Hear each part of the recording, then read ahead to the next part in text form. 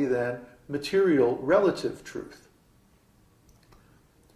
So if we base a civilization on relative truth, communism, capitalism, thisism, thatism, it's always going to have a beginning and an end. But if we base a civilization on spiritual truth, that civilization is eternal because the truth that it's based on is also eternal. You follow? So if you base a community on the absolute truth, that community is also eternal. And this is why the Vedas have survived all these thousands of years, despite the best efforts of the materialistic rascals to wipe them out. Similarly, if you take shelter of the Vedic knowledge, you also become eternal. That means you realize your actual spiritual nature. Actually, we're already eternal because we're all spirit souls. Let me explain.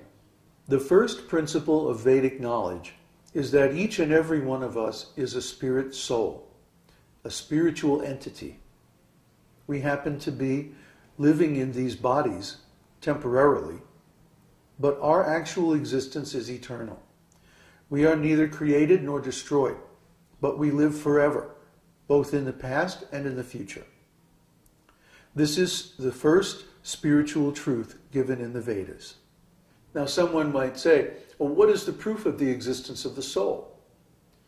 The proof is consciousness. We are conscious entities. You are conscious and I am conscious. So is every other human being, animal, and even plants and insects. They're all conscious, but because consciousness is subjective, I cannot be aware of your consciousness, you cannot be aware of my consciousness. Someone might say, well, consciousness is just an epiphenomenon of the human nervous system and brain. And we can measure brain electrical activity with an EEG, but nobody can actually measure consciousness itself. Therefore, it doesn't really exist. But wait a minute. I know that I'm conscious. You know that you're conscious. So we can perceive consciousness with consciousness itself, but we can't measure it by any material instrument. I mean, come on. We have detectors now that can measure a single electron, a single photon, even a single quantum state change. But we can't measure consciousness. That means that consciousness is fundamentally different from any other material energy. So we can perceive consciousness with consciousness itself. It's just that these measurements or these observations are always going to be subjective. Because consciousness, by its very nature, is individual, personal, and transcendental.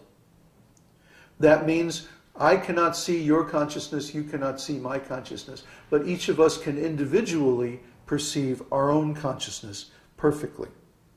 And this is the basis of the Vedic scientific knowledge of consciousness. And this scientific knowledge can be used to perform experiments that everyone can verify the truth of the Vedic wisdom. Consciousness is not a material energy, but a transcendental quality of the soul. A quality is different from a thing. For example, if I say my shirt is white, whiteness is a quality of my shirt. But you can't measure a white. You can't take a white and put it on a scale and weigh it. Why? Because whiteness is not a thing.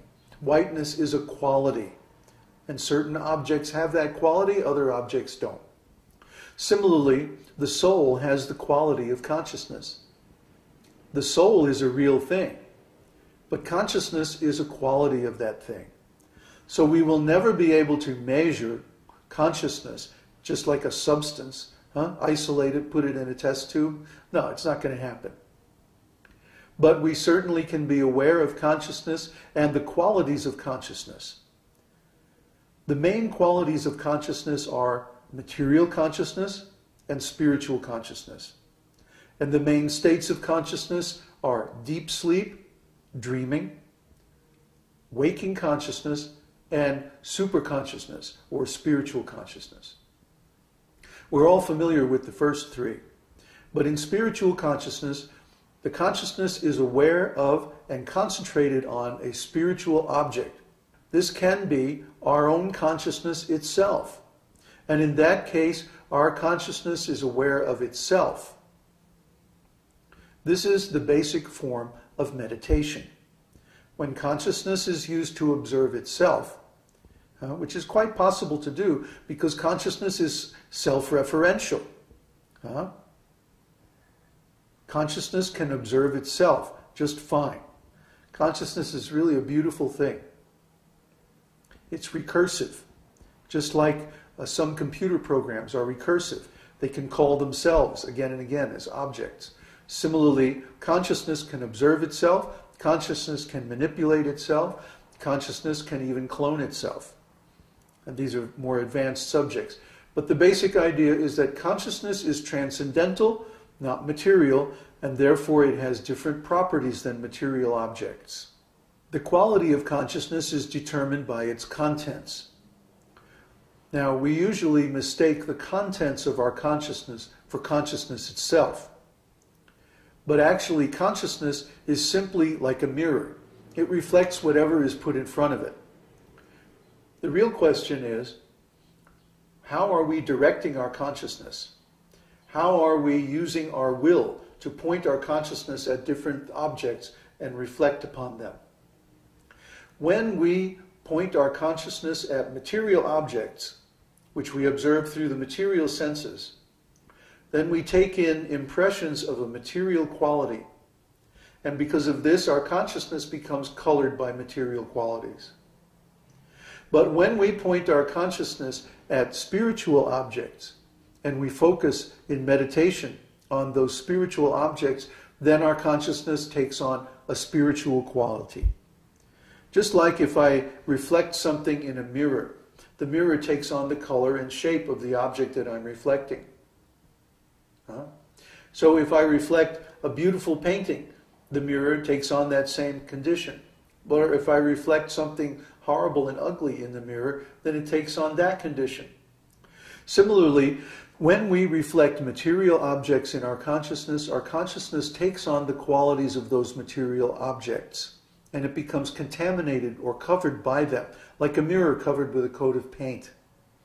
It can't reflect the real thing.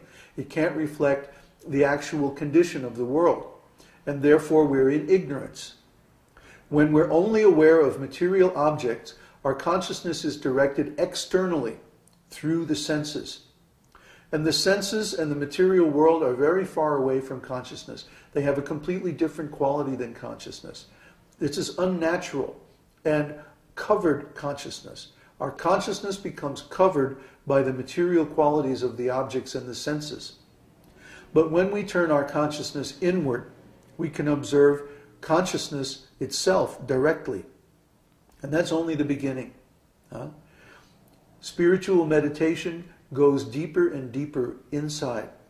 And we can eventually trace it back to the source of consciousness itself, which is God. So this is the actual path of spiritual knowledge, as distinct from the path of religion, which is always external and material. We want to help everyone revive their original relationship with God. And to do that is very easy. We can do that in a spiritual context, in a spiritual community, based on spiritual knowledge, which we get from the Vedas. So that's the foundation of our community. Now let's consider the difference between the body and consciousness. I am myself and no one else. This is called individuality.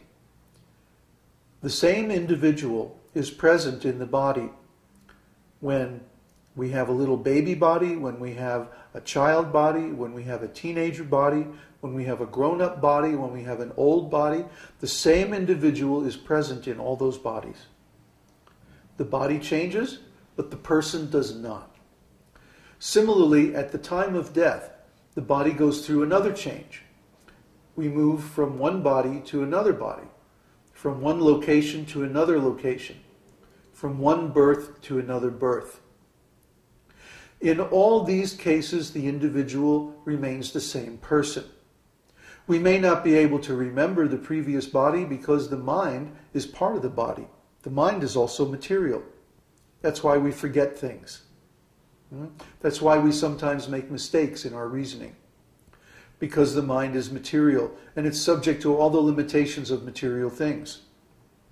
So we forget our previous existence, our previous body, and we take a new body. And the new body is based on the karma of the activities that we performed in the previous body. So some people say, well, I can eat meat and I can take intoxication and I can have sex all I want and it doesn't seem to change anything. No, you can't see because you are accumulating karma in this body, but that karma becomes